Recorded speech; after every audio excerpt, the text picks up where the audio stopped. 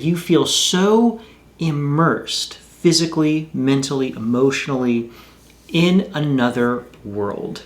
We are the learners and makers.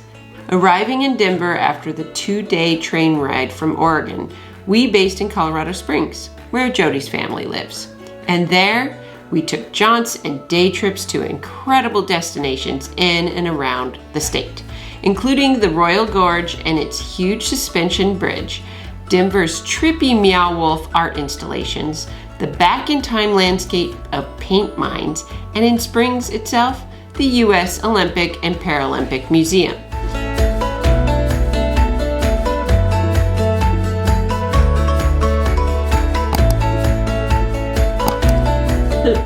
I have a feeling this is not going to be a short video. There's a lot to cover in one place.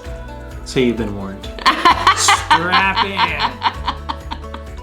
When you think of Colorado, often the first things that come to mind can be the Rocky Mountains, skiing in places like Vail or Aspen, or the really thriving city of Denver. Those are all incredible places.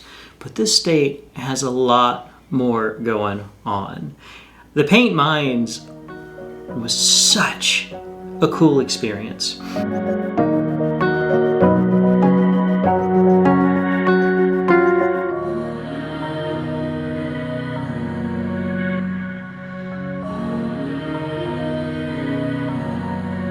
We are in Colorado, but it's not typical Colorado. This is all kind of the eastern part. It's all prairie and plains. Master, that's as far as you go. All still the rolling grassy plain, green hill, big sky. And it's just like this carved out hole in the ground that reveals these amazing formations. I've never seen anything like this.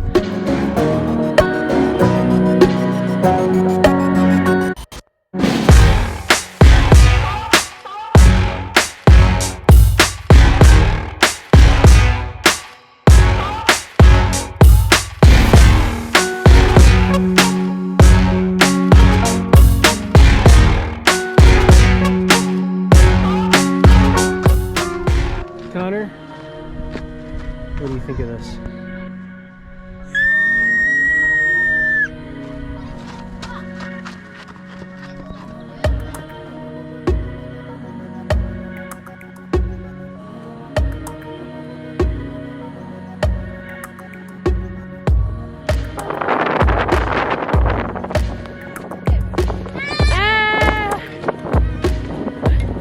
You head out east from Colorado Springs. It's so different. I mean, it's really not at all what you picture for Colorado. Paint Mines is the sort of place where, leaving from Springs, it's kind of like you're taking a long lunch break. You get there in about like 45 minutes or so. There are picnic areas, there are multiple places to go hiking, but when you look down and see what this is, and how it's just this kind of scooped out area that is probably exactly like what is under your feet wherever you're standing. You get that feeling like you have gone back in time, you're on another world. Yeah, we felt like it was similar to Painted Hills, but the formation of it is a completely different thing. And it is a very fragile area. So if you ever happen to go, just make sure and not climb on these rocks and preserve it for everybody. Being responsible in these areas about how we treat them is super important. Continuing our theme of really cool holes in the ground, another part of the state we had not been to previously was the Royal Gorge. Heading out to this area, this is the site of this incredible suspension bridge that spans this canyon gorge thing where the Arkansas River flows. Roaring Gorge, Colorado. So some of the people in our group are taking a gondola across the massive canyon. Me, I will stand on that bridge. Royal Gorge, only about 2,000 feet above the Arkansas River. Here we go. You can cross it on a gondola, you can walk across the bridge or roll across the bridge, however you're getting around. There are all sorts of like thrill-seeky crazy things you can do to like You can zip line across. As far as like outdoor experiences go, this is definitely a more touristy kind of feeling outdoor experience. If you have a gondola going across a gorge, you're not getting a private, secluded outdoor experience. I'm sure there are other parts of the gorge. You could probably go and do a hike somewhere or something. That's not what this is, but it was really fun. It was a nice day. The kids loved that there was like a playground and they got shaved ice. We went to an excellent presentation on raptors. I mean, it was more of a festive kind of feel than like we're getting out in the outdoors. Yeah, it feels much more like an attraction than like a nature destination. And that's okay. Like there's some good infrastructure, you know, there's restaurants, cafes and whatnot, and, you know, treats and all that. And there are great views. We found a picnic area a little outside of the main visitor center area itself, where you can look down over the river, have a little more feeling of that kind of seclusion in the outdoors sense. And when you're there too, like standing over the bridge, this river is popular with people who like to run rivers, so you can look down and you might see people doing some rafting or some whitewater kayaking, so there's a whole lot to see.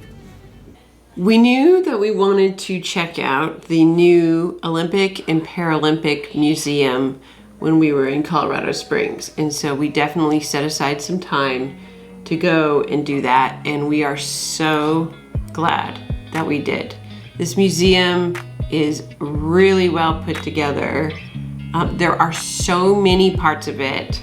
You could go multiple times and just learn more new things every time, or you could just spend hours and hours and hours in some parts of it. I could have spent all morning just at the torches. The torches are so cool. They have a torch for every Olympics there, and they're all so unique, and they show, you can watch a little thing about the history of it. So much information, plus some really fantastic like hands-on things about how the particular sports are done and played and what it feels like, and training, just always so inspirational.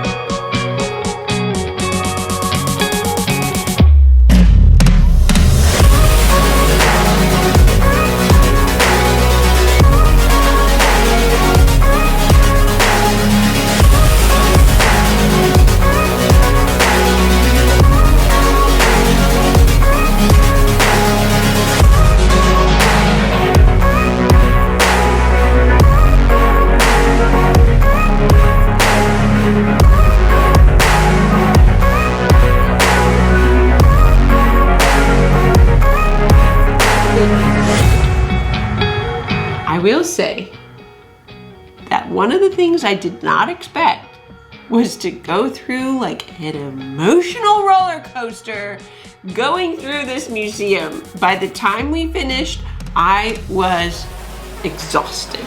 Well, this museum inspires on so many levels. When you get so much of the personal story, the challenges, the social context that surrounds every games, every competitor, it really just gets you right in the heart. And also, I know I'm sure this is something you'll address more too, but something I was so impressed with was that the Paralympic aspect was also not like a tucked away sidebar. It was front and center with all the Olympic stuff as well. And I thought that was a very impressive balance. Like, there was one point, there was a display that had a genium prosthetic leg similar to Jody's. And there was like a kid there looking at it. We were talking about like different components because, you know, I'm a little more familiar with the prosthetic leg than a lot of people. We I really loved that it wasn't like, here are the Olympics and here are the Paralympics. It was just kind of like, this is all one thing. I should have expected to have an emotional roller coaster. I feel like, because when you watch the Olympics and hearing stories and everything, that's how it is. Well, I mean, it even got me. Like, okay, anyone who half knows me knows that I am not Mr.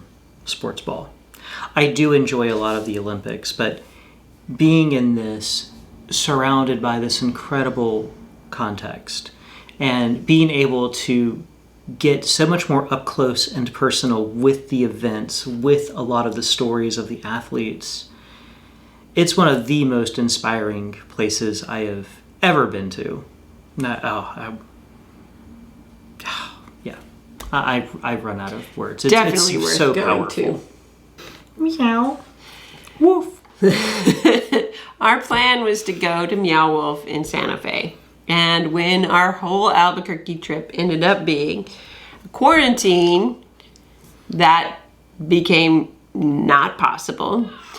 And Connor was incredibly disappointed that we were not going to get to go to Meow Wolf. And recently, they opened one in Denver. It's different than the one in Santa Fe. It's its own thing. It's also very cool. I think one of the reasons, I mean, I feel like everything I've seen about Meow Wolf is like, you just have to go. And I understand why now, because it's very hard to describe.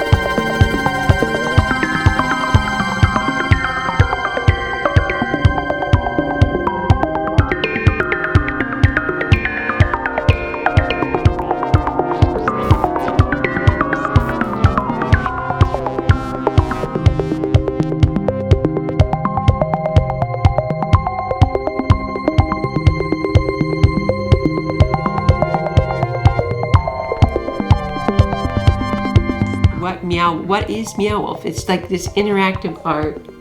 It's interactive art. It's theme park. It's like a higher tech version of the Oregon Country Fair. It's so many things wrapped up in one.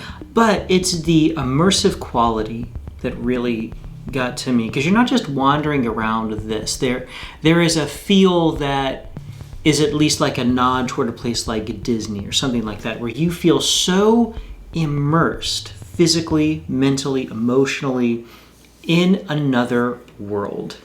And it is so fun to just let your imagination roll with that. I think for the kids, part of what made it so much fun is just there's all these like secret doors, all these different places that you kind of are searching to see what you can find. What does that do? What happens when I do this? You know, what if I push this button? What if I crawl through this weird tunnel? You know, where is it take me? And all of those things make it just so, just sparks your imagination, gets you thinking about how you interact with things. And you can see the kids kind of change. Oh, yeah. As you go, like how they start looking at the world around them. It sparks that curiosity, which is something for us is like a deep value of having curiosity in the world around you. It's very much how we like to try to approach like almost everything. When we're on a hike, what is that? Look at that tiny mushroom. Look at this little fern. You know, look at that weird plant. We found some wildlife. Whatever it happens to be, just that interactive, curious, questioning type of response to the things that are around you. It's being so engaged with your surroundings that you are both perceiving very deliberately, but you're also just open to whatever is around that next corner and the next room right in front of you. You get to examine things with all your senses in such a different way. I just like it because it feels kind of like what part of my mind looks like. Colorado Springs has a lot of cool things to offer, and in and around the area there are so many good reminders that Colorado is the Rockies, it is the skiing, but it is so much more. So go, have fun, and we cannot wait to hear what else you love to do in Colorado. Tell us in the comments below. Plus, make sure you like this video, hit that thumbs up, subscribe to our channel, and ding that bell so you get notified of all our new videos as soon as we release them. We will be continuing our family tour that we're going on before we launch into full-time international travel. If you want more detailed knowledge about these trips that we're going on, we include those and so much more on our blog, learnersandmakers.com. Follow our everyday adventures on Instagram and TikTok at Learners and Makers. And we will see you next time. Bye. We'll be off to visit Anthony's family. Let the family tour roll on.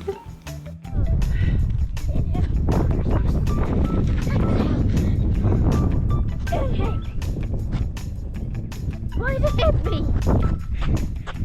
Exhale.